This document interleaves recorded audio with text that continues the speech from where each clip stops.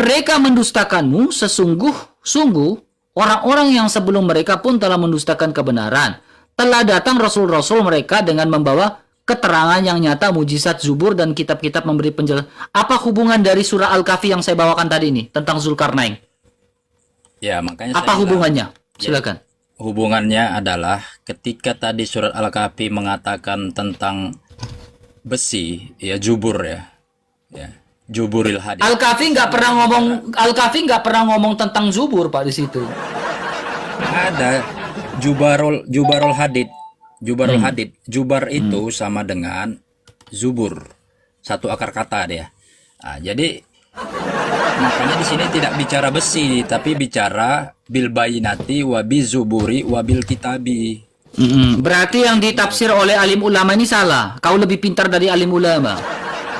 Alim ulama bilang sedang membangun bangunan besi. Berarti alim ulama sesat. Apakah alim ulama sesat? Manusia. Saya tanya, apakah alim ulama sesat karena salah menafsirkan Al-Quran? Ya manusia itu Tidak, jawab aja. Apakah alim ulama menafsirkan dalam tafsir Talili? Apakah sesat? Jawab aja jujur. Ya kalau tidak sesuai Al-Quran. Enggak, saya tanya, sesat atau tidak? Tinggal jawab, sesat atau tidak? Dua kata aja. Apakah alim ulama yang menafsirkan tafsir Talili dalam surat Al-Kahfi ayat 96 sesat? Itu urusan yang menciptakan yang. Enggak, saya tanya, sesat atau tidak? Menurut Anda sesat atau tidak? Itu tergantung yang menciptakan dia. Saya tanya sekali lagi, Anda harus jawab, jangan bertele-tele. Apakah yang menafsirkan surat Al-Kahfi ayat 96 dalam tafsir Talili dan Wajih sesat? Bukan wewenang saya itu menilai. Kok bukan memenang kamu? Bukanlah. Itu hak dia. Sekarang saya tanya Bapak ustadz atau ulama? Saya punya parameter untuk memahami. Parameter kamu itu alim ulama atau siapa? Apakah Anda ustadz? Bukan. Nah, kalau Anda bukan alim ulama, kenapa Anda seenak-enaknya menafsirkan Quran? Tidak baik, Pak. Tidak baik, Pak. Itu tidak baik, Pak. Justru teman-teman Islam saya sedang membela di sini. Bapak ini Islam, tetapi dia malah mengatakan tafsir Kemenak, Kementerian Agama, Tahlili dan Wajis, itu salah dia bilang. Seolah-olah dia ini adalah ulama dan ustadz yang tafsirannya lebih benar. Justru saya membela teman-teman Islam. Anda tidak boleh mengorbankan ya darah dan keringat alim ulama Anda. Tidak boleh. Mereka sudah berjuang menafsirkan ayat suci. Masalahnya tidak ada dalam Al-Quran beriman kepada. Berarti Anda tidak menghormati alim ulama Anda. Enggak, di Al-Quran disuruh beriman kepada ayat-ayat Allah, bukan beriman kepada ulama. Berarti kamu nggak terima tafsir alim ulama? Ya ulama kan beda-beda pendapatnya. Enggak, berarti Anda tidak terima. Berarti kalau tidak terima berarti termasuk sesat di cara pandang Anda. Enggak, saya beriman kepada Al-Quran, bukan Enggak. kepada manusia. Iya, sekarang oke, kamu beriman kepada Al-Quran. Berarti Anda tidak butuh tafsir? Al-Quran itu sudah ahsanu tafsiron, sebaik-baik tafsir. Oke. Saling menjelaskan. Ayatnya saling menjelaskan. Iya. Berarti tidak perlu tafsir. Coba buka di surat ini. Sabar, berarti Anda tidak perlu tafsir. Al-Quran itu ahsanu tafsiron, sebaik-baik tafsir. Coba buka surat 4163. Oke. Apakah ini perlu ditafsir, Pak? Anda kan tidak perlu tafsir ya, maaf. Anda kan tidak perlu tafsir. Surah Al-Hijr ayat 6, butuh ditafsir enggak? Mereka berkata, wahai orang-orang yang kepadanya diturunkan Al-Quran, sesungguhnya aku, Nabi Muhammad, benar-benar orang gila. Gak usah ditafsir, kan Anda gak butuh tafsir. Nabi Muhammad benar-benar orang gila. Berarti nggak usah ditafsir, Pak. Surat 4163. Enggak, Anda coba ayat ini perlu ditafsir nggak? Ini kan terjemahan, saya enggak tergantung terjemahan. Oke, coba Anda buka. Lamat nun ini artinya apa? Siapa yang lamat nun di sini? Itu tudingan. Nah, itu tafsir atau bukan? Bukan tafsir. Lah, kok tudingan? Anda kan mana di sini dikatakan tudingan? Ya lihat ayat sebelumnya. Mana dikatakan tudingan? Nggak ada. Lihat ayat sebelumnya. Lihat. Berarti indikator yang kedua Anda gagal. Lanjut, indikator ketiga, Pak. Langsung saja, indikator ketiganya apa? Nggak usah putar-putar. Langsung indikator ketiga apa?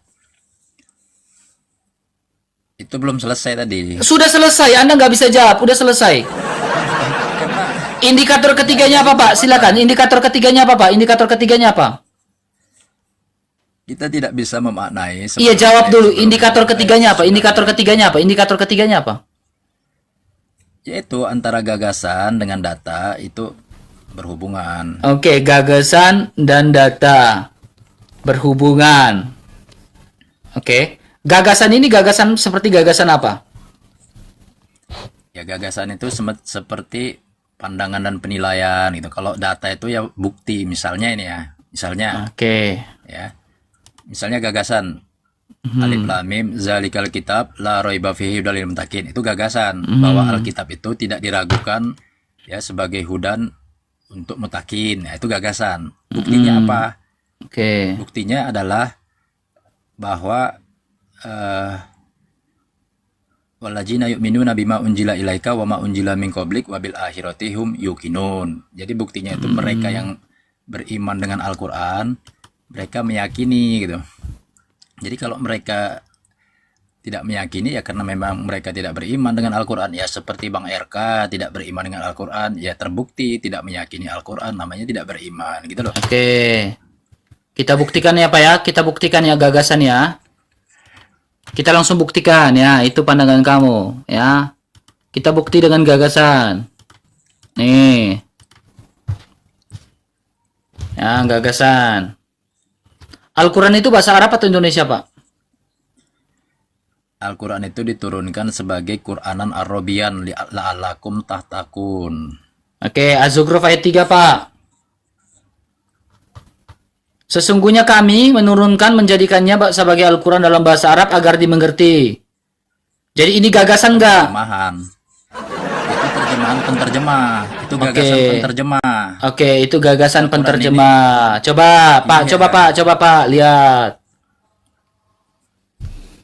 أفحسب الذين كفروا أن يتخذوا عبادي من دوني أولياء Silakan Pak, artikan dalam bahasa Indonesia biar kami mengerti. Gagasan itu bisa dibuktikan. Silakan. Coba, Jadi, gagasan itu artinya apa? Silakan. Jadi gini, Al-Quran ini adalah penjelasan atas segala sesuatu. Iya, coba kalau penjelasan dari segala sesuatu saya minta Anda jelaskan lantunan ayat suci tadi. Silakan. Dia tidak butuh diterjemahkan, dia butuh dijelaskan Oke. ayat lain. Oke, jadi bagaimana Anda menjelaskan jika Anda tidak mengerti ayat sucinya?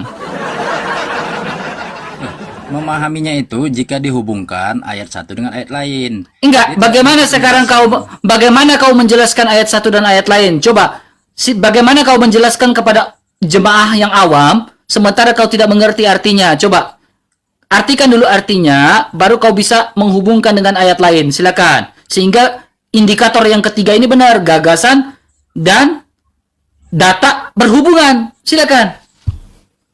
Masalahnya Kamu aja bingung, berarti gagal. Gagasan ketiga gagal, Pak. Gagasan yang ketiga gagal. Berarti ya gagal. Sekarang gagasan keempat, indikator keempat, Pak. Silakan.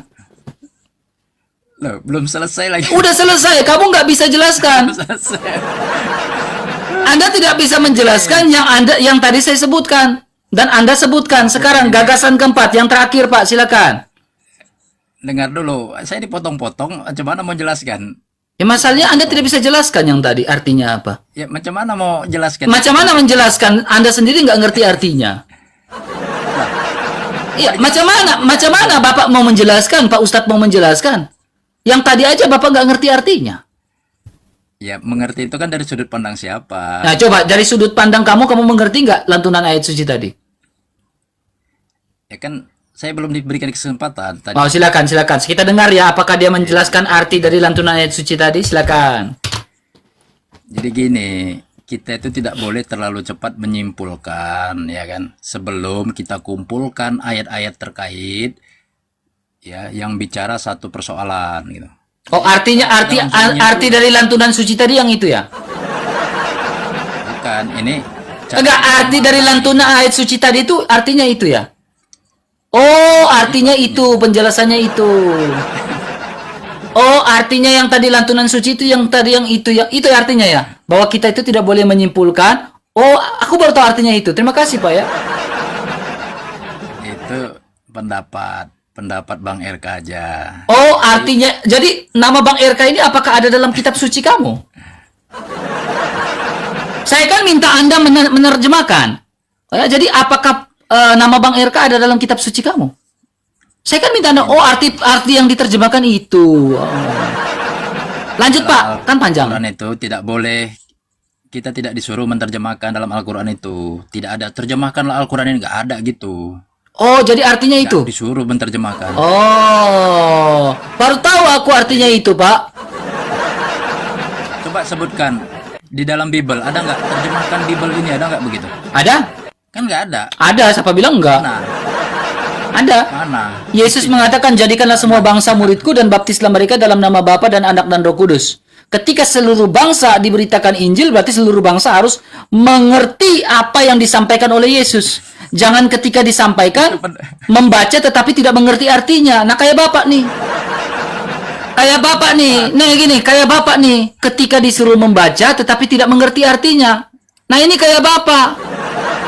Kasihan tuh, akhirnya Bapak menjelaskan kepada orang.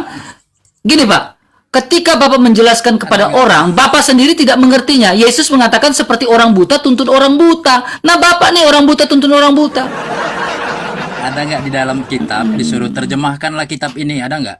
Ya, jadikanlah semua bangsa muridku dan baptislah mereka dalam Bapa, Anak, dan Roh. Seluruh bangsa. Berarti seluruh bangsa harus mengerti apa yang disampaikan oleh Yesus. Jangan Yesus sampaikan dalam bahasa Yunani, bangsa lain nggak ngerti. Nah itu bahaya.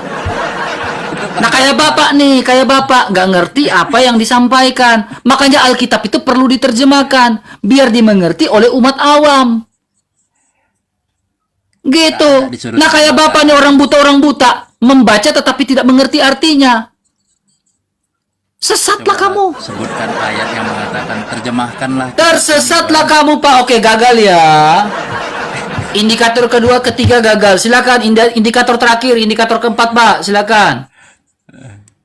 Jadi gini, sebuah kebenaran itu. Langsung saja indikator keempat. Indikator keempat. Ya. Sebuah kebenaran itu harus yang memvalidasi itu adalah Rob sendiri, bukan manusia gitu. Jadi kalau dikatakan bahwa yang benar itu berasal dari Rob, ya udah biarkan Rob sendiri yang menilai, tidak perlu manusia menilai gitu. Kebenaran harus divalidasi. Kebenaran harus divalidasi oleh Allah. Gitu Pak. Iyalah. Indikator keempat manusia. Saya tanya ulang lagi. Indikator keempat adalah kebenaran harus divalidasi oleh Allah. Iya. Oke. Kalau nggak ada dia katakan, berarti itu bukan kebenaran. Misalnya Bang RK mengatakan terjemahkanlah Al-Quran itu. Padahal harus di kebenaran. Oke. Bapak pernah sekolah sampai S1 enggak? Saya S3. Oh, S3. Bisa jadi profesor lah ini Pak ya? Belum. Oke, S3-nya S3 apa Pak? S3-nya S3 apa? Ada 3 S3-nya. Oh, S teler, S cendol, S doger. Oke Pak, sekarang gini Pak. Apakah Bapak tahu bahwa Allah lah yang menciptakan langit dan bumi? Ya itu udah diketahui pasti. Oke. Pasti itu. Ketika Allah menciptakan bumi ini bulat atau datar Pak? Wah. Kan Bapak tadi bilang, kebenaran itu harus divalidasi oleh Allah dan bisa dibuktikan. Nah sekarang, saya ingin Bapak memvalidasi kebenaran ini yang divalidasi sama Allah. Bumi itu bulat atau datar Pak? Silakan. Tanya Allahmu sekarang. Anda tanya Allahmu, Ya. Allah, bumi yang engkau ciptakan ini datar atau bulat? Silakan Pak. Ya, sekarang coba di mana ayat yang mengatakan bulat dan datar? Ya saya nggak tahu, kan Allahmu yang menciptakan bumi itu bulat atau datar? Silakan. Ya, kalau dia nggak menyebut Kok bulat kamu dan tanya datar, balik? Kan saya ingin tahu validasinya. Ya kan? ya kan dia nggak ada mengatakan begitu. Berarti Allah tidak Bilang tahu. bulat, nggak Jadi bulat. apakah Allah tidak tahu? Apakah Allah tidak tahu bumi itu datar? Kan nggak tahu, tapi persoalannya untuk apa gitu? Persoalannya Allah kamu menciptakan bumi datar atau bulat? Biar manusia, gini Pak, biar manusia ini nggak jadi oto-oto Pak. Nggak jadi, kalau orang Batak bilang oto, ya jangan terlalu blow-on-blow-on gitu Pak ya. Biar manusia ini nggak jadi oto-oto, nggak jadi blow-on-blow-on Pak ya. Manusia ini harus tahu sang penciptanya itu menciptakan bumi itu bulat atau datar. Ya kalau sang penciptanya sendiri tidak tahu bumi itu bulat atau datar, ya otok-otok lah kita manusia ini, Pak. Ya, Makanya aku tanya, Allahmu ketika menciptakan bumi itu bulat atau datar, Pak? Ya ada nggak dia yang mengatakan itu bulat apa datar? Ya gak adanya kamu jawab pertanyaanku. Gak adanya kamu jawab. Nggak ada, jangan diadakan. Sekarang Allah memvalidasi, Allah menyatakan keeksisannya itu lewat mana, Pak? Oh, eksis itu apa artinya? Keberadaan. Sekarang fungsinya yang penting. Saya tanya, Wujudnya. oke. Allah menyatakan fungsinya lewat apa, Pak? Fungsinya itu diketahui. Pertanyaan saya simpel banget loh, Pak. Simpel banget pertanyaan saya gini, Pak. Ini masih bicara tentang inspirasi kanon kitab suci ini, Pak, ya. Allah menyatakan ya, fungsinya, saya ikutin permainan Bapak, ya. Fungsinya lewat apa? Sehingga manusia tahu ada Allah, lewat apa? Ayat-ayatnya dong. Ayat-ayat Al-Qur'an. Oke. Nah, ketika Allah menyatakan eksistensinya lewat ayat-ayat suci Al-Quran, ada nggak ayat-ayat suci Al-Quran yang menyatakan bahwa si Allah inilah yang menciptakan bumi itu bulat? Ada nggak? Kalau nggak ada, nggak usah dipercaya. Oh, oke. Kalau nggak ada, berarti nggak usah dipercaya Al-Qurannya, gitu. Nggak usah. Bukan. Iya, betul itu, Pak. Betul. Betul itu, Pak. Makanya saya ingin berdiskusi pakai nalar dan juga data. Makanya saya tanya, ada nggak data di dalam Al-Quran Allah menciptakan bumi itu bulat sehingga indikator yang keempat ini benar? Ya, wong, pertanyaannya logikanya gini, Pak. Wong, bagaimana kita bisa memvalidasi Allah? Oh, Allah aja kita nggak lihat, nggak tahu Allah itu kayak gimana? Bagaimana kita melakukan validasi kepada Allah? Lah, Allah aja kita nggak pernah lihat. Allah aja kita nggak tahu di mana. Lalu bagaimana kita memvalidasi kepada Allah? Maaf, Pak. Laisa kamislihi syai'un. Allah tidak serupa dengan makhluk. Ya kan?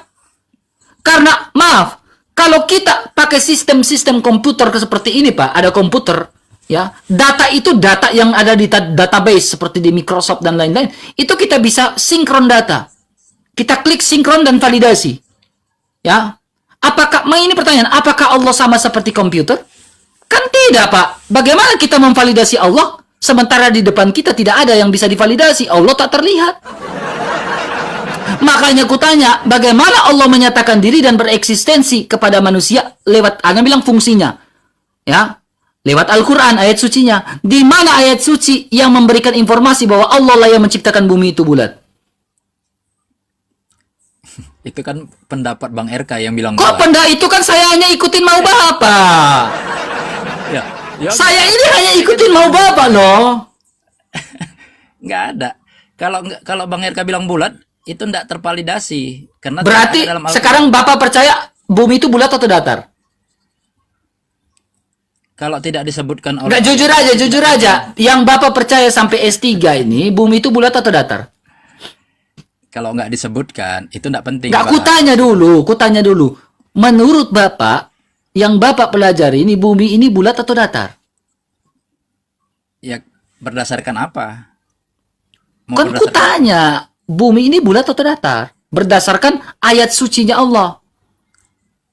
Ya, kalau nggak Gini, dampak konsekuensi dari ketika Allah tidak memberikan informasi bahwa bumi ini bulat atau datar, dampaknya itu adalah keributan dan kekacauan di umat manusia. Memperdebatkan, satu bilang bumi itu datar, satu bilang bumi ini bulat, satu ini bumi ini ada bagaimana. Akhirnya ada perdebatan, Pak. Munculnya paham-paham lagi. Berarti apakah saya harus lebih percaya kepada sains? Ya, kenapa saya tidak menuhankan sains saja? Kenapa saya harus menuhankan Allah? Karena sains lebih tahu daripada Allah. Logikanya gitu kan, Pak? Kenapa saya tidak menuhankan sains aja? Karena sains lebih tahu bahwa bumi itu bulat. Kenapa saya tidak mengallahkan sains saja? Karena sains itu lebih tahu daripada Allah. Kalau Allah tidak bisa menjelaskan bumi itu bulat, ngapain saya bertuhankan Allah? udah bisa saya ngomong. Silakan, jawab. Jadi yang saya maksud validasi itu, kalau Allah tidak sebutkan, berarti itu nggak penting gitu dalam Al-Quran. Kalau nggak Berarti- disebutkan datar apa bulat, gitu nggak penting. Makanya manusia berantem karena membicarakan yang nggak penting gitu loh. Berarti bumi ini nggak penting, Pak. Datar, bulat. Bentuknya Ge- itu mau bulat mau datar itu emang urusannya apa? Gini. Bang? Ada urusannya dong, ada urusan. Makanya sekolah. S3 itu jangan tanggung-tanggung, Pak. Dengar baik-baik, Pak. Makanya S3 itu jangan tanggung-tanggung, Pak. Ya, S3 itu belajar baik. Masa S2 ngajarin yang S3? Kan aneh. Gara-gara gitu loh, gara-gara Oh, aku bumi S2, datar. Bapak S3. Masa S2 ngajarin yang S3 yang dikit lagi profesor? Gini, Pak, dengar baik-baik, Pak. Dengar baik-baik, Pak. Ini Ya. gara-gara bumi bulat dan datar, kalian berantem semua. Padahal Dengar. Allah nggak menyebut bumi datar bulat itu, tapi kalian yang menyebut, berantemlah kalian. Satu pengikut bumi datar, satu pengikut bumi bulat. Gini. Yang nyuruh berantem siapa? Allah menciptakan siang dan malam. Oke, Allah menciptakan siang dan malam. Lalu Allah tidak menciptakan bumi itu bulat, itu sesuai sains nggak? Coba jawab. Kalau Bapak mengatakan bumi itu tidak penting diciptakan bulat, lantas kenapa Allah ciptakan siang dan malam? Ada nggak dalam ayat suci Bapak Allah menciptakan siang dan malam? Kalau bumi itu tidak bulat, kenapa terjadi siang dan malam? Kalau bumi itu tidak penting, kenapa Allah menciptakan siang dan malam? Oh, es cendol. Siang dan malam itu tidak tergantung daripada bentuk bumi bulat atau datar. Oh, jadi kalau bumi datar pun terjadi siang dan malam? Bisa? Pintarnya S3 ini.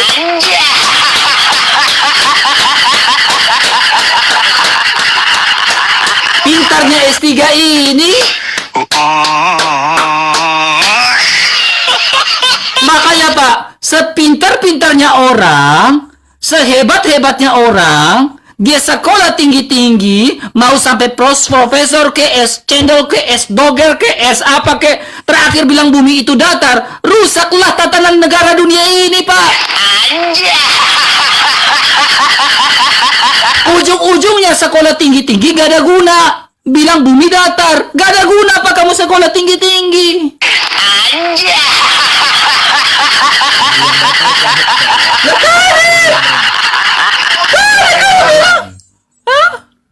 Apanya? Kan nggak ada dalam Al-Quran dibilang datar. Ya saya nggak tahu bumi datar nggak. Bumi itu kan Al-Quran hanya menyebutkan bumi itu ada hamparan. Hamparan dengan bulat itu sama nggak? Jawab. Ya kalau hamparan itu mau dipahami apa? Hamparan Bulat. itu dari segi bentuk itu datar atau bulat? Iya, kalau mau dipahami bulat, masalahnya apa? Kutanya, hamparan itu dari segi bentuk itu datar atau bulat? Jujur aja, jangan malu-malu. Ya, yang enggak, kalau mataharinya yang bergerak, salahnya di mana? Bumi berputar pada porosnya atau matahari yang berputar pada porosnya? Nah, kalau matahari Nah, ketahuan kamu mau muter-muter dengan saya. Ketahuan kamu nggak jujur Pak. Gini, bumi berputar pada porosnya atau matahari yang berputar pada porosnya? matahari boleh nggak berputar? Ya saya tanya, yang berputar pada porosnya ini matahari itu bukan berputar Pak, mengelilingi. Iya, boleh nggak dia mengelilingi matahari? Mengelilingi boleh, tetapi berputar yang berputar ini matahari atau bumi? Enggak. Kalau matahari Udahlah, terakhir kita sama-sama jadi bodoh di sini. Udah.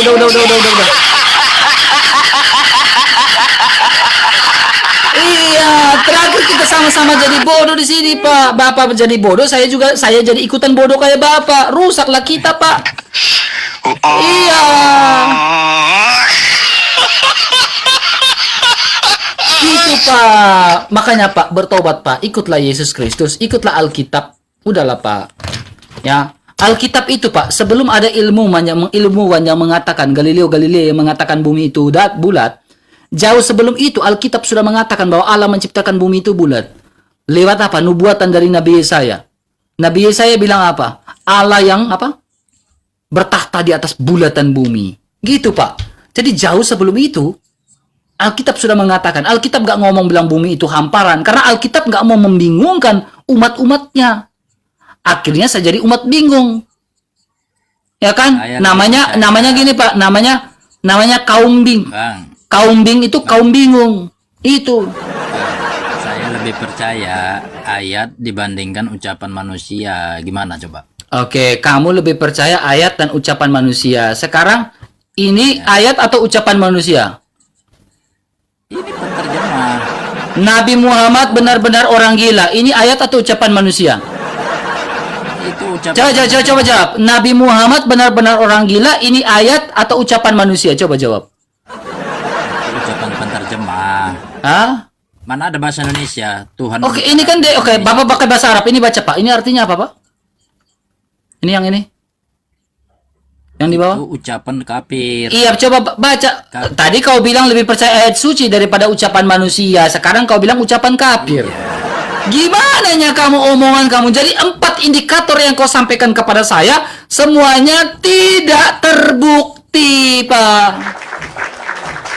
Makanya ku bilang bertobatlah segera, ikutlah Yesus Kristus. Ya namanya orang percaya dengan ayat. Makanya gini Pak. Kenapa Alkitab itu tidak berbeda dengan kitabnya Bapak? Ya, dengar baik-baik. Alkitab dikatakan kanon kitab suci itu melalui inspirasi Roh Kudus, Roh Allah kepada para penulisnya. Ya. Jadi bukan saja para penulis ini melihat, mendengar apa yang dikatakan oleh Yesus Kristus, atau para nabi melihat kejadian-kejadian yang luar biasa seperti Nabi Musa membelah lautan dan lain. Itu kejadian yang dituliskan di dalam kitab suci, terus dikanonkan. Nah, kejadian-kejadian itu termasuk inspirasi dari kanon Allah kepada manusia, inspirasi Allah kepada manusia. Terus, pengalaman spiritual para nabi dan para rasul-rasul Yesus Kristus itu dituliskan juga di dalam kitab suci, lalu dikanonkan di dalam Alkitab. Termasuk gak kitab suci? Termasuk. Karena apa? Pengalaman spiritual, kejadian yang mereka lihat, kejadian yang mereka alami, dicatat, lalu dikanonkan. Nah, itu namanya inspirasi Allah terhadap kepada para penulis. Jadi ini pandangan gereja mula-mula atau bahkan pandangan dari orang Israel yang namanya dalam bahasa Latin namanya inspiratio, inspirasi. Nah, apa itu inspirasi? Apa itu inspiratio? Saya jelaskan, Pak. Ini, Pak. Jadi gitu, Pak. Jadi menjelaskan itu ini baru namanya diskusi, Pak, pakai data. Nih, apa itu inspiratio? Apa itu inspirasi?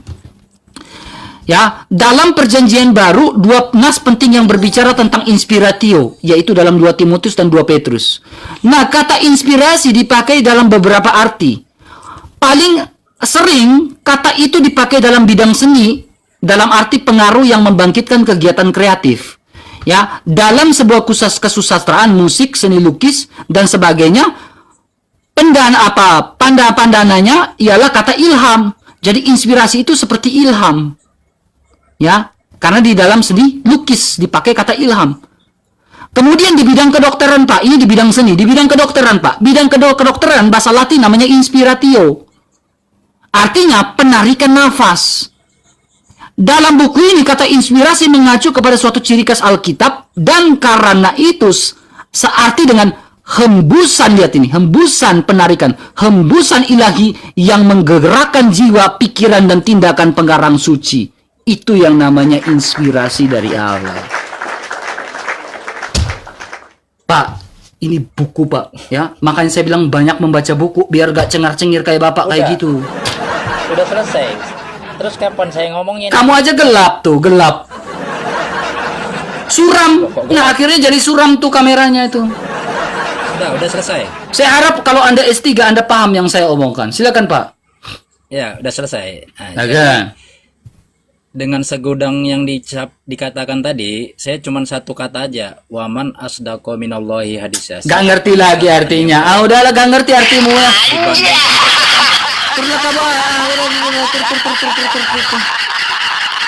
Makanya saya bilang taruh orang yang pintar untuk diskusi dengan saya. Biar buku-buku yang ku beli-beli ini berguna semua gitu. Kupikirnya dia S3. Udah ada perlawanan dalam diskusi ketika debat dengan saya. Malah saya yang ngajarin dia. Harusnya saya yang jadi dosennya kamu itu. Ini saya baru keluarkan satu buku nih. Ini buku tipis nih. Tapi buku ini dikarang sama seorang pastor yang pastor ya. penerbitnya ya. Ini dari katedral ya, dari OFM nih. Jadi seorang pastor dari OFM ya. Ya. Di Jakarta, seorang OFM yang menuliskan buku ini ya. Gitu ya. Makanya ilmu di gereja dalam Katolik itu dalam segi seperti ini dalam sekali. Saya aja membaca buku yang sekecil ini sudah hampir 4 bulan 5 bulan, gak habis-habis saya baca buku ini. Makasih, gak habis-habis. Nih, gak habis-habis nih. Sampai sekarang saya masih ada yang belum mengerti. Ya, muncul S3 aku pikir pintar.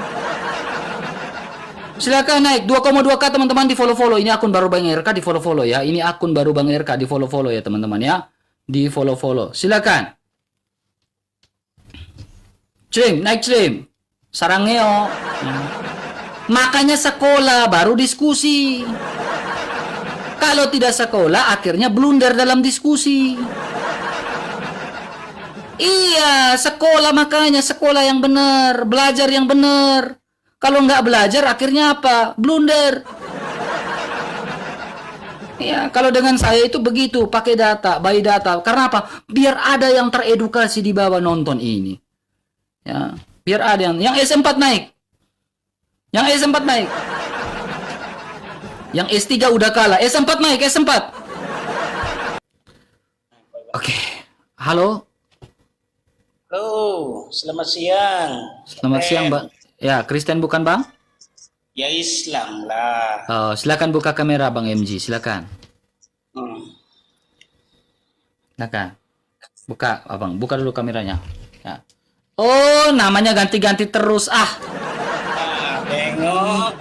Baru naik sudah macam itu. Sehat, Kak? Sehat. Gimana, sudah sunat? Ya, sudah. Saya sudah sunat. Sudah. Berapa kali sunat? Nanti saya tanya balik. Kamu sudah sunat? Nah, ya namanya Islam ya wajib sunat. Sabar, yang sunat ini laki-laki atau perempuan?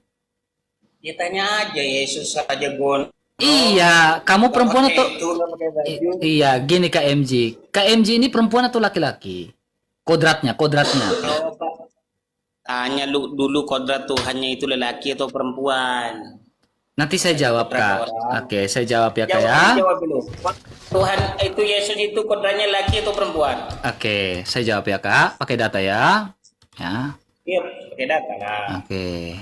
Terima kasih. Oke, saya buka data dulu ya. Saya pakai data, saya bukan ikon. Enggak, saya buka data.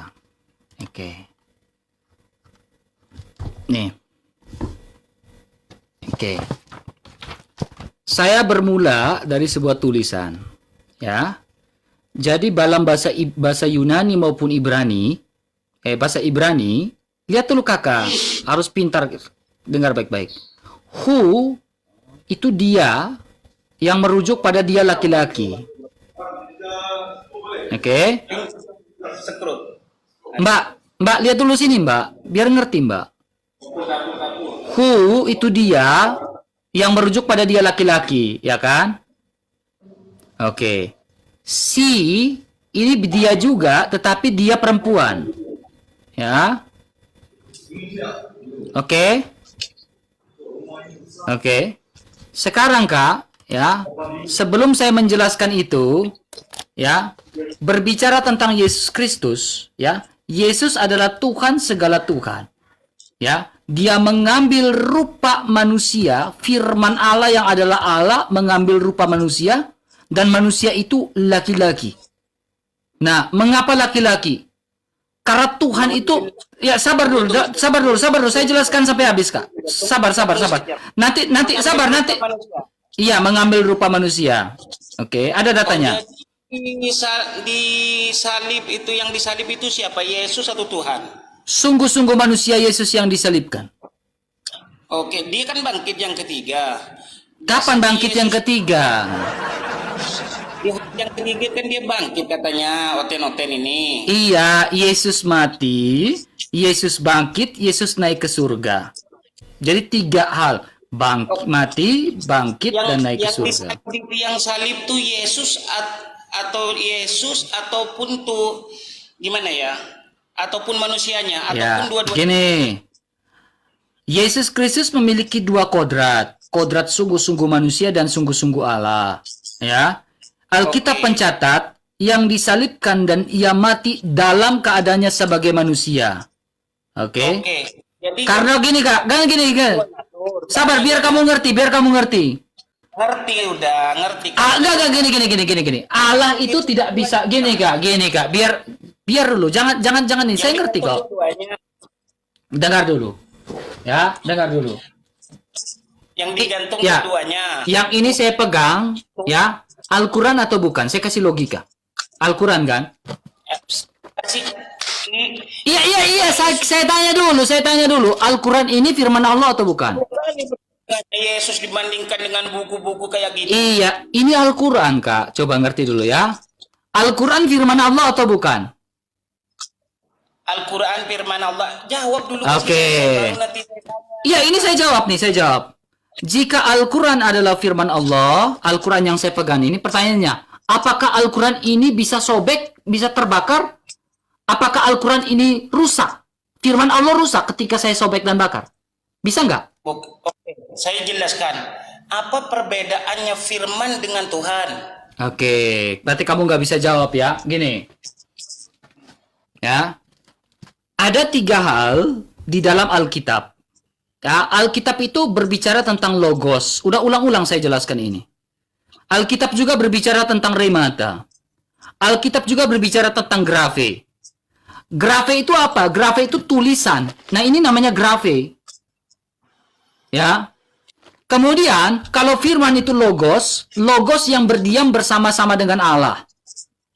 Jadi Ya. yang digantung Nah, keduanya ada yang digantung di atas kayu salib itu adalah kodrat Yesus yang kedua, yaitu manusia. Manusia Yesus. Jadi, sekarang yang diangkat ke langit Yang diangkat di langit adalah manusia Yesus Kristus dan juga keilahiannya, tubuh kemuliaannya. Gini, ketika Yesus di atas kayu salib, darahnya semua sudah tercurah habis, ya. Dan Yesus ketika bangkit dia mendapatkan tubuh kemuliaannya, ya. Jadi manusia Yesus dengan tubuh kemuliaannya berkuasa di bumi dan di surga. nyambung. Gak nyambung. Nah, udah gak nyambung gak apa-apa, itu urusan kamu. Gak nyambung. Yang penting saya sudah jelaskan. Oke. Gak nyambung itu. Kakak tunggu kakak. Ya kakak, ya saya tahu kakak saya. Kita kembali pada poin awal kak. Kita kembali pada poin awal. Itu dongeng. Who ini dia laki-laki kan kak? Oke? Dia laki-laki kan? Kenapa dia gondrong? Kenapa dia Ya, gondrong? sekarang saya tanya kakak. Kakak, ini bacanya apa kak? Kak, dalam Al-Hadid ayat 3 ini dibaca apa kak?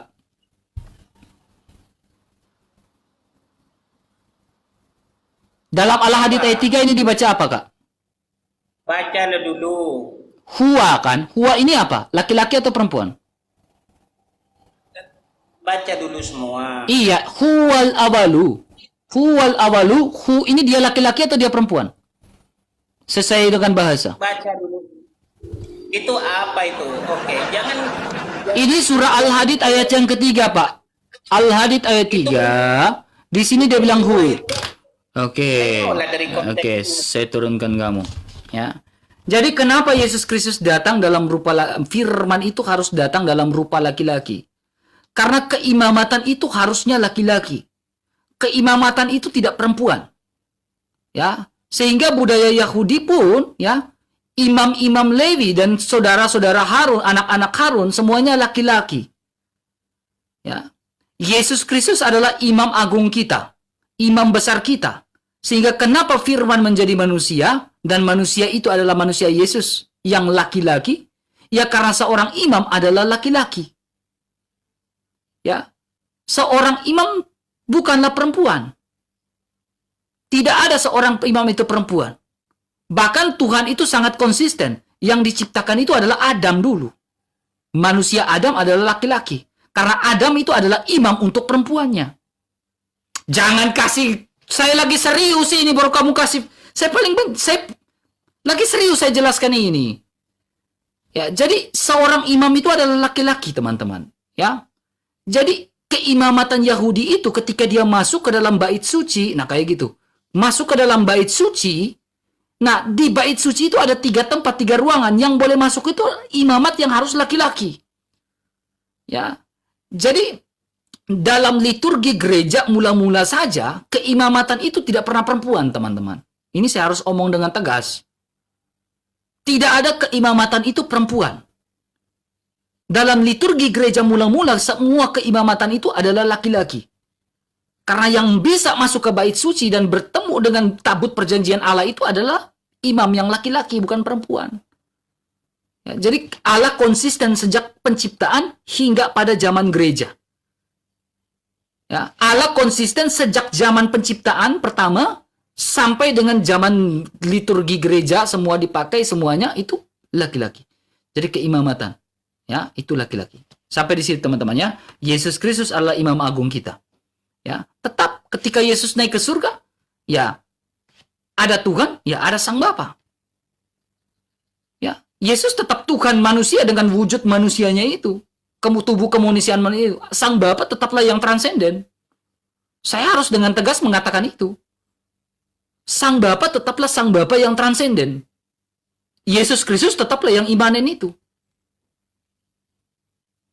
Ya, tetapi bukan berarti dia adalah Allah. Hakikatnya Allah. Karena firman dia adalah firman yang keluar dari Sang Bapa. Makanya di Alkitab ada 2 tahta pengadilan. Pengadilan Allah dan pengadilan anak domba. Gitu. Ketika dia naik ke surga, ya Yesus Kristus tetap dengan kemanusiaannya itu. Yang berkuasa di bumi dan di surga. Ya Sang Bapa tetaplah Sang Bapa yang transenden. Ya. Kita jangan sampai karena bilang, oh Allah itu satu, lalu kita melupakan itu. Kita mendustai ayat Alkitab itu. Udah bisa seperti itu, teman. Jujur, tetaplah jujur. Ya, jangan seperti kita wanes. Gitu. Karena bilang tidak mau Allah itu 2, ya memang ada hierarki di situ. Memang ada hierarki. Sang Bapa tetaplah Sang Bapa. Tetapi Yesus Kristus adalah firman-Nya Sang Bapa yang sehakikat dan itu adalah Allah. Ya, nih saya tunjukkan beberapa data ya. Ada Alkitab ya. Ini ada beberapa data. Ini teman-teman wajib tahu ya. Ya. Kita perlu seperti ini teman-teman ya. Nih, kita buka dulu dalam Yesaya 55 ayat 11 ya. Karena ini sudah di akhir saya live ya teman-teman. Jadi saya kasih pengajaran dulu ya. Supaya teman-teman jangan malu, ya memang seperti itu. Yesaya 55 ayat 11. Tapi bukan berarti kita penyembah 3 Tuhan, bukan. Hanya ada satu Allah saja, 1 Korintus yaitu Sang Bapa. Hanya ada satu Tuhan saja, yaitu Yesus, ya. Sang Bapa tetaplah yang transenden, ya. Yesaya 55 ayat 11. Nih. Ini beberapa ayat ya, teman-teman ya. Yesaya 55 ayat 11. Saya buka Yesaya 55 ayat 11. Nah, Yesus tetaplah Allah hakikatnya karena dia adalah firman-Nya Allah dan itu adalah Allah. Demikianlah firmanku yang keluar dari mulutku, ya. Dafar nih. Dafar Elohim ini. Ya, firman ini diterjemahkan sebagai dafar. Nah, di dalam Yohanes 1 ayat 1 itu dalam Haberit dia terjemahkan dafar juga. Ia tidak akan kembali kepadaku dengan sia-sia. Jadi kenapa Yesus dikatakan sebagai utusan? Karena firman itu keluar dan datang dari Sang Bapa. Makanya dikatakan sebagai utusan. Makanya dia adalah Tuhan yang berkuasa. Ya, nanti kita lihat teman-teman, seolah-olah ini ada 2 Allah, teman-teman, ya. Di dalam Wahyu pasal 22 ayat 1. Seolah-olah ada 2 Allah, teman-teman, ya. Tapi memang ini kita harus terima kenyataan, bukan 2 Allah, hakikat, tetapi satu Allah saja yang Allah Sang Bapa yang transenden dan satu Tuhan yaitu Yesus. Ketika Yesus naik ke surga bukan berarti dia kembali kepada Sang transenden itu. Enggak, dia tetaplah Tuhan yang kita kenal yang punya wujud manusia itu. Ya. Nih. Ya, kita lihat ya. Lalu ia menunjukkan kepadaku sungai kehidupan yang jernih bagaikan kristal dan mengalir. Ya, keluar dari tahta Allah dan tahta anak domba. Jadi ada 2 tahta di sini. Tahta Allah dan tahta anak domba. Jadi kita nggak bisa bilang ini adalah Jesus only. Jesus only bisa kalah dengan ayat ini. Ya, Jesus only oneness bisa kalah dengan ayat ini. Kalau memang hanya ada satu Allah saja, tentunya harus ada satu takhta. Tapi kenapa ada dua takhta? Siapa anak domba ini? Ya, Yesus Kristus. Siapa lagi kalau bukan Yesus Kristus sebagai anak domba Allah yang menghapus dosa dunia? Selain dari itu, kalau kita buka di dalam Daniel pasal 7. Di Daniel pasal 7 pun tertulis. Itu ada takhta, dua takhta lagi di situ. Tapi bukan berarti Allah itu dua. Satu Allah yang ekad, yang kesatuan, ya, Sang Bapa yang transenden, yang memiliki firman dan rohnya yang suci. Nah, firman itu dalam Yesaya 55 ayat 11 keluar menjadi manusia, menambahkan rupa manusia, morpedoulo, menambahkan rupa hamba. Ya. Dan ketika Yesus sudah bangkit dan naik ke surga, dia tidak kembali pada Allah yang transenden itu, tetapi tetaplah dia dengan tubuh kemuliaan itu, sehingga ada dua tahta di surga itu. Ya. Sang Bapa tetaplah yang transenden. Bukan berarti saya ini Unitarian atau apa, bukan. Memang itu pengajaran gereja. Ya, ya, seperti itu. Teman-teman, ya, saya harap teman-teman memahami ya. Ya. Di dalam lagi teman-teman bisa lihat Wahyu 3 ayat 2. Nih. Dalam Wahyu 3 ayat 2. Ya, semoga benar ya ayat ini ya. Nah. Nih. Bangunlah dan kuatkanlah apa yang masih tinggal, ya, sudah hampir mati, ya, sebab tidak ada satupun, ya, dari pegangan aku dapati sempurna di hadapan Allahku. Sabar, bukan ini kayaknya, bukan ini. Bukan ini kayaknya, bukan ini. Sabar, saya lupa ayat berapa ya, Wahyu 2, Daniel 7 kalau nggak salah. Kisah Rasul 5 ayat 31 kalau tidak salah. Kisah Rasul 5 ayat 31. Jadi ayat-ayat ini, ya,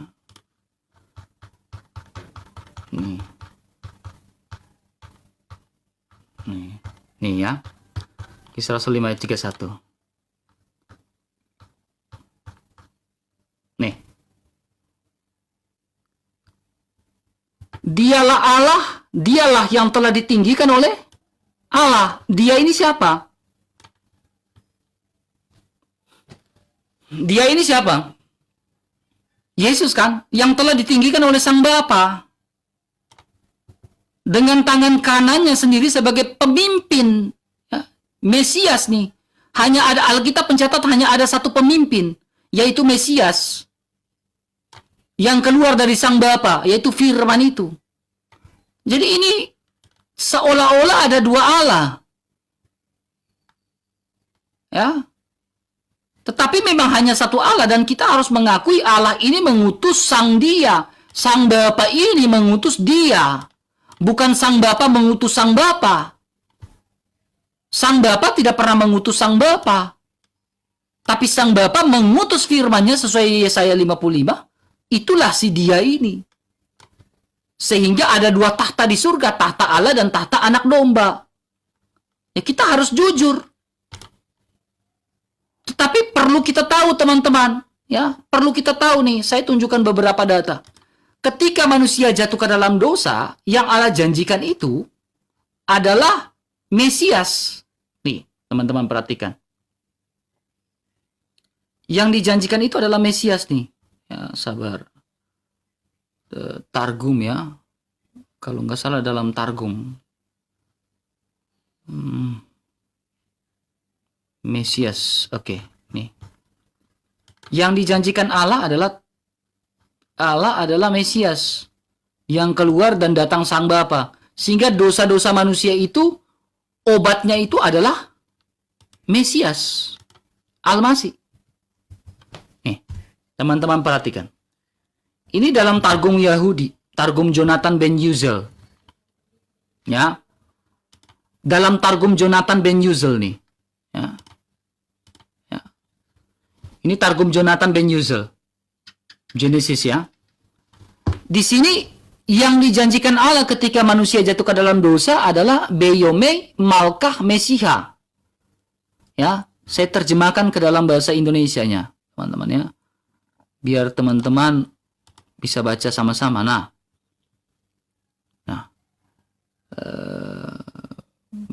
Sabar. Oke. Nah, dan aku akan mengadakan permusuhan antara engkau dan perempuan itu dan antara benih anak laki-laki. Dan benih laki-lakinya akan terjadi ketika anak perempuan itu menaati perintah-perintah hukum. Nah, ini sesuai dengan Galatia pasal 3 ayat 13 itu. Benih perempuan itulah yang menaati hukum-hukum. Karena dasar hukum Taurat bukanlah iman, tetapi dasar hukum Taurat adalah menaati segala hukum Taurat. Ya, karena orang Israel susah untuk menaati semua hukum Taurat, akhirnya ada yang namanya utusan ini. Tuhan sudah tahu sejak semula nih. Tuhan tahu bahwa Israel itu akan melanggar aturan-aturan yang dibuat, undang-undang yang dibuat sama Allah. Makanya sejak semula Tuhan bilang apa?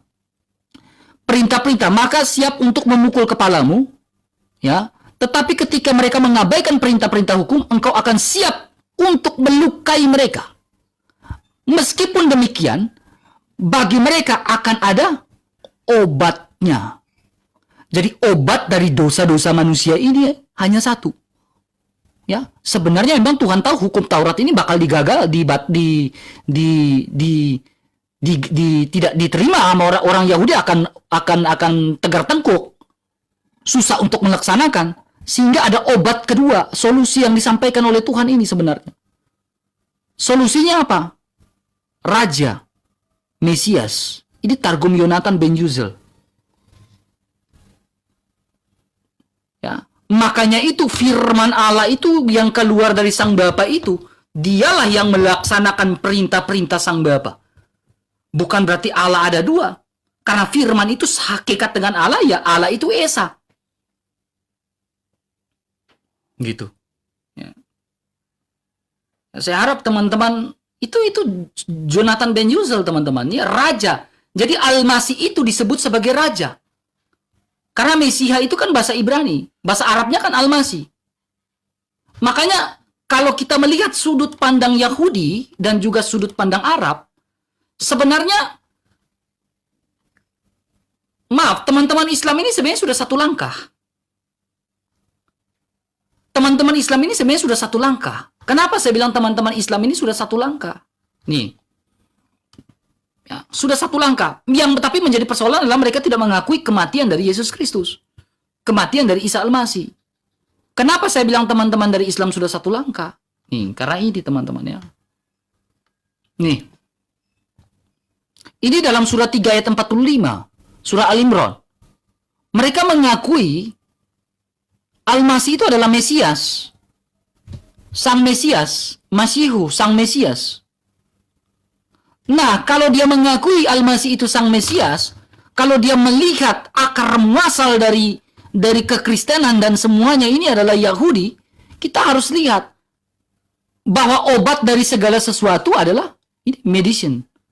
Adalah Al-Masih, raja. Jadi Al-Masih adalah raja. Karena berbicara tentang kristologi. Sebagai imam, raja, dan nabi. Makanya dalam Genesis Kejadian 3 ayat 15, Yonatan Ben Yuzel ini seorang rabi Yahudi yang terkenal mengatakan Al-Masih adalah raja yang mengobati manusia dari dosa. Sebenarnya Yahudi kan tidak mengakui Yesus Kristus sebagai Al-Masih. Sebenarnya Islam ini sebenarnya sudah mengakui. Ya, sudah mengakui.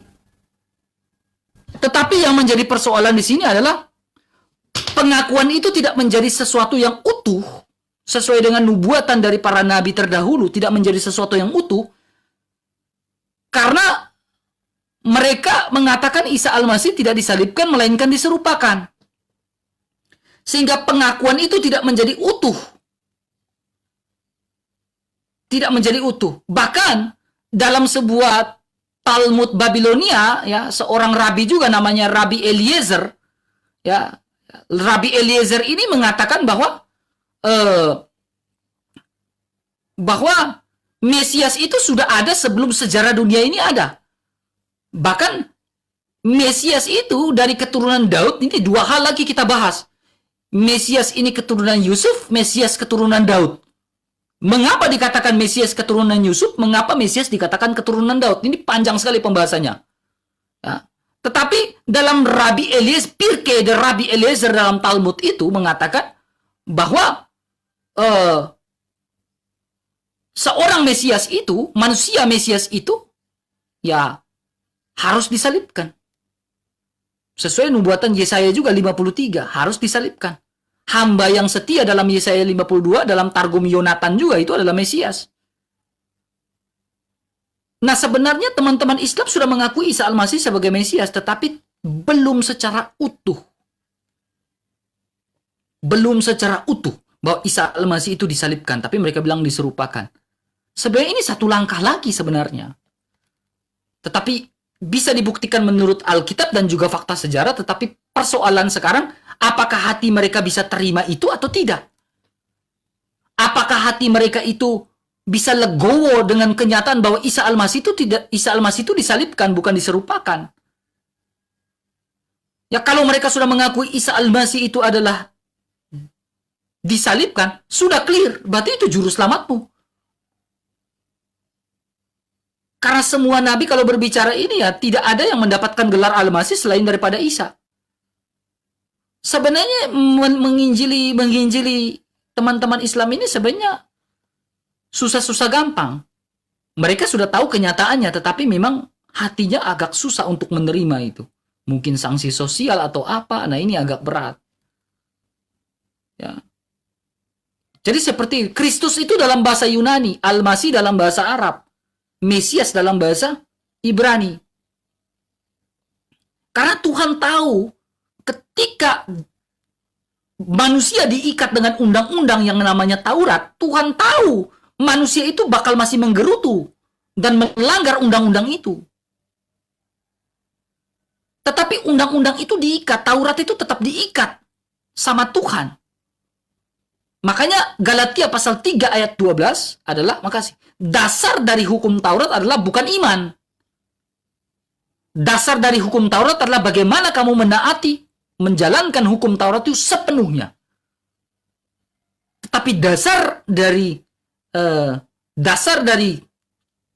tentang Yesus Kristus itu adalah iman, Galatia pasal 3. Karena ketidaktaatan manusia, ya, yang tidak bisa sepenuhnya mengikuti Taurat yang diikat sama Tuhan, undang-undang itu, akhirnya berbuah menjadi sebuah kutuk. Nah, berbuah dari kutuk itu ada warning nggak? Ada. Jadi ada sistematika, teman-teman. Jadi ini saya perlu menjelaskan tentang sistematika. Di Kejadian pasal 2 ayat 17, Tuhan sudah memberikan warning. Ini sistematika yang pertama. Ketika kau makan buah itu, kau akan mati. Itu termasuk kutuk. Tetapi ada solusi. Solusi adalah lewat seorang perempuan yang menginjak kepala ular. Sehingga dalam gereja Katolik kita kenal namanya Bunda Segala Bangsa. Yang menginjak dalam bola dunia. Teman-teman lihat ikon Bunda Segala Bangsa. Menginjak bola dunia lalu ada ular kepalanya diinjak. Nah, karena lewat keturunan perempuan.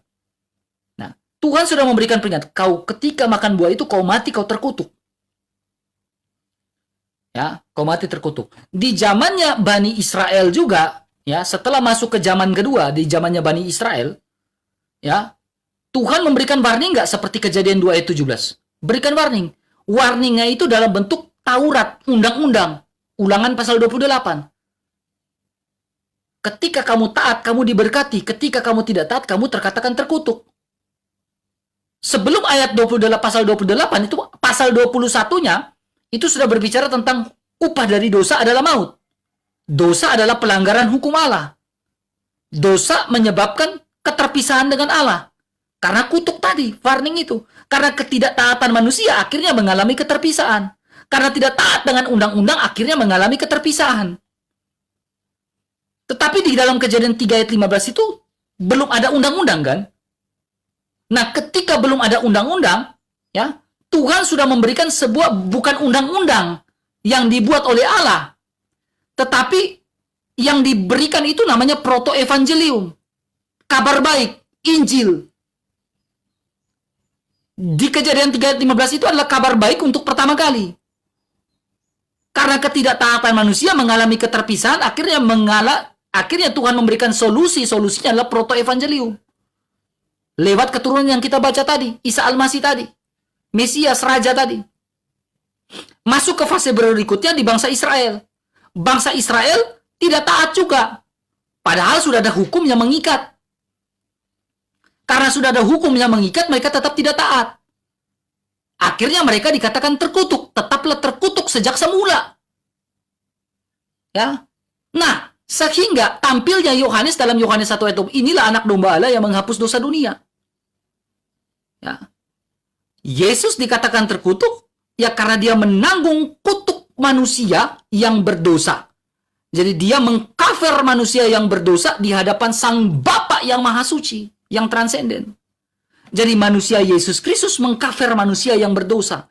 Perantara, karena dosa adalah keterpisahan, sehingga ada jembatan, ada perantara, yaitu perantara manusia Yesus yang tidak berdosa, mengcover manusia yang berdosa, menjembatani manusia yang berdosa dengan Sang Bapa yang transenden, yang Maha Suci.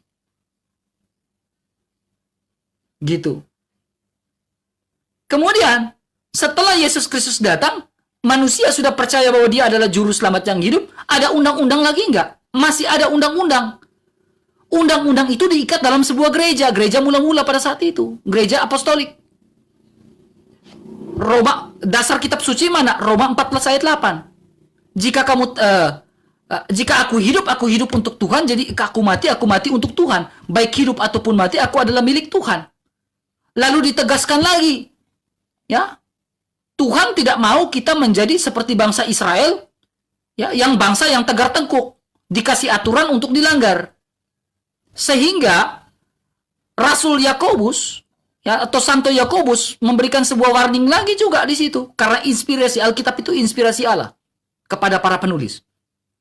Iman tanpa perbuatan hakikatnya adalah mati. Ya. Jadi kita beriman kepada Allah, kita juga harus melakukan dengan perbuatan-perbuatan itu. Tidak bisa hanya beriman saja. Jadi iman harus disertai dengan perbuatan. Jadi kita jangan seperti gelas kosong yang tidak berisikan air. Kita sudah ada gelasnya loh. Tetapi kalau tidak ada airnya, bagaimana kita minum? Begitu pula dengan iman, dengan perbuatan. Harus diisikan air sehingga bisa diminum. Ya. Jadi kita bilang hanya beriman saja, iblis pun beriman.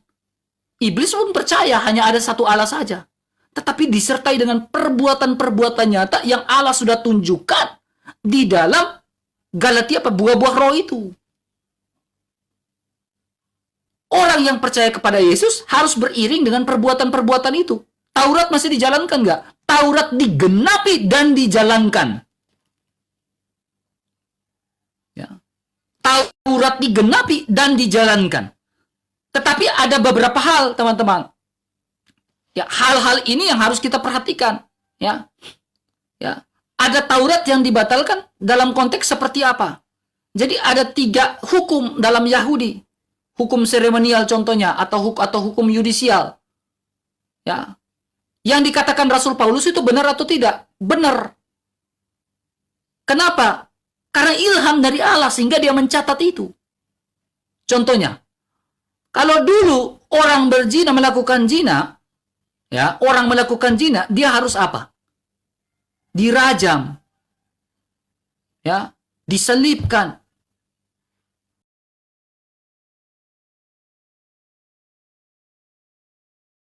Lakukan atau tidak? Ya. Kan enggak lagi. Hukum seremonial. Seremoni. Pada zaman itu orang harus membawa kurban bakaran di mana? Di bait suci. Ya kan? Di bait suci, di hukum-hukum bait suci. Tapi sekarang apakah kita harus membawa kurban itu, domba itu ke atas altar gereja? Kan tidak. Karena sudah ada gantinya, yaitu roti dan anggur sesuai dengan kitab Kejadian yang dibawa oleh Melkisedek Raja Salem. Dalam kitab Kejadian. Jadi dibatalkan. Yang dibatalkan jadi ada beberapa hal, tetapi ada yang dijalankan. Dijalankan karena digenapi. Ya, paham ya teman-teman ya? Ya, susah, Uclim susah mengerti teman. Ya, karena apa? beriman kepada Taurat tetapi tidak pernah membaca Taurat, ya nggak ngerti-ngerti Uclim. Iya.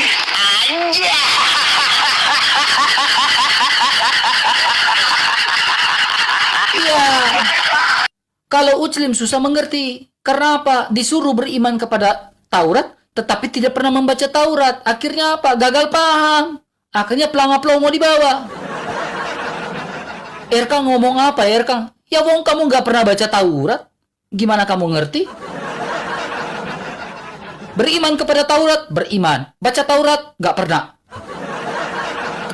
Bagaimana mungkin orang yang tidak pernah membaca bisa beriman?